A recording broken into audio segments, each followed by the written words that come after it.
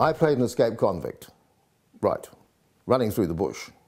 It was supposed to be shot in a week or so. This is up beyond Wellington, and it rained and rained and rained and rained, and it took about 4 weeks to shoot it. Of course, in those days, all actors got paid by the week.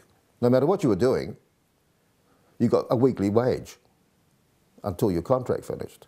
But this just went on and on and on and on, and about a week after it was shot, it came down from the top floor of Avalon that actors would now only be on daily rates. I feel quite irresponsible for that. And, yeah, no, Pukemanu was an amazing experience. A wonderful man, Tony Isaac, the director, who died far too young. He was so innovative, and he created so many of these big dramas.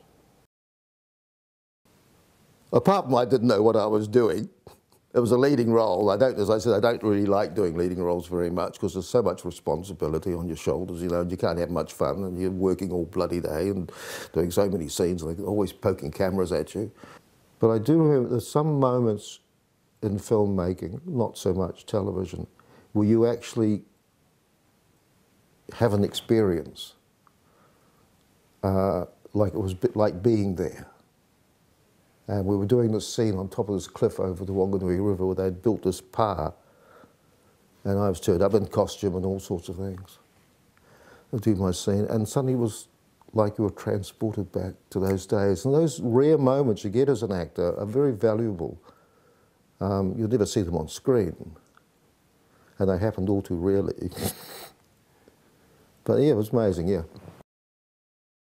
It all went wrong from the beginning, where I was the first actor ever to be given money by the Film Commission to actually make the biggest budgeted movie ever made in New Zealand in those days. And nobody liked that. People got very upset, and the others who weren't actors, the producers and directors and that. But the moments on it, I mean, it was a true story, and working on it for about 4 years and get called into the Film Commission they're trying to me to confess that I'd made it all up, that it wasn't a true story. Oh, it never stopped. And the true story was about a very small horse called Smart Pants. I even saw the horse, met him, and saw the bullet holes in his rump. But they wouldn't believe it that a man would be obsessed with a horse and chase it for 5 years and destroy his family and everything, because it was so smart and outsmarted them all the time. But no, it had to be a stallion. Oh, no, let's leave wild horses and move on. Well, it was a big cop show, and I think I only look back from what I enjoyed, because it was hard work. Scene after scene after scene after scene, studio, and then out on locations. What I enjoyed is that we had our pet cop.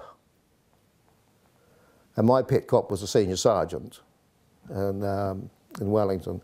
And I used to go out on patrols with him at night, running around in a cop car. And I never realised until then, in certain situations, what a fun job being a cop was. You come across some ridiculous scenarios, what people get up to and what they do, you know. No, yeah, that was great. Shark in the Park. He was a good, strong character. He was one of those, the end of an era for cops, where in those days, police and traffic force were ex-military. They were retired from the army or something like that. They got out and became cops. There was a very military aspect to police work in those days. And I saw Jessop as the end of it. You know, I think they're a bit different now. But going out with the cops and I came to realise that you know, the police force, good or bad, is a thin blue line between anarchy and that's the only thing that holds society together in any way. It's quite, you know, it's quite an amazing experience. I actually met Janet Frame.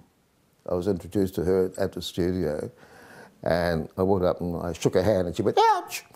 I think, oh God, she's such a gentle little bird. And I had to apologise to her because I said to her, Janet, look, I'm really going to apologise before you see this mini-series because I know I'm nothing like your father. And she says, all right, dear. The father in the book was nothing like my father anyway. So, well, that's a relief. She was a director who gets inside your head. Really intense director. But a wonderful director. And that's why she does such good work.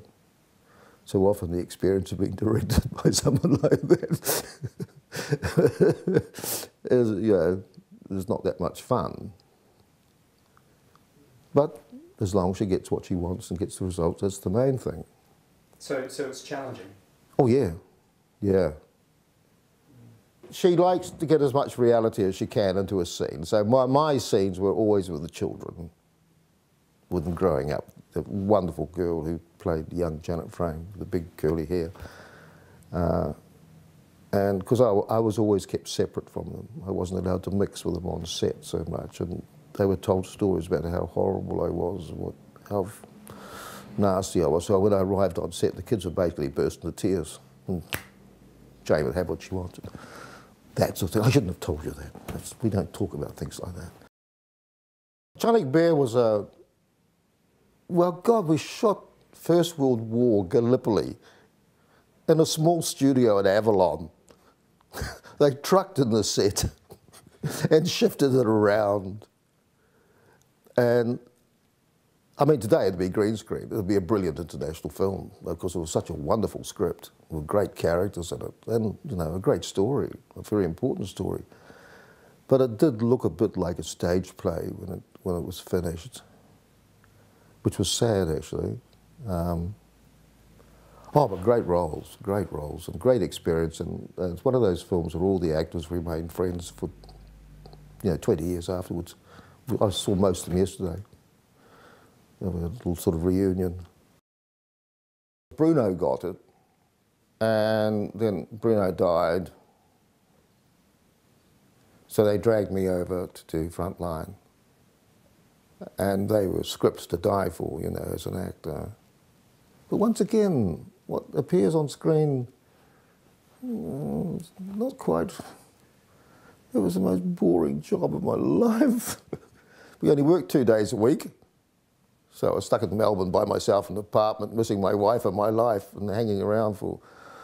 I was quite glad when I didn't go back. But no, it was a wonderful series. Those guys were so funny. Probably forgotten now. It showed in America under a different name. Big show. It's one of the biggest shows ever done here. You know, 300 or 400 people on set every day, and 3 or 4 big factories full of sets. And fast. There's no mucking around. Probably shot a bit too fast, in my opinion. I could have got more days out of it. But no, always an enjoyable experience working for Rob Tappert, always.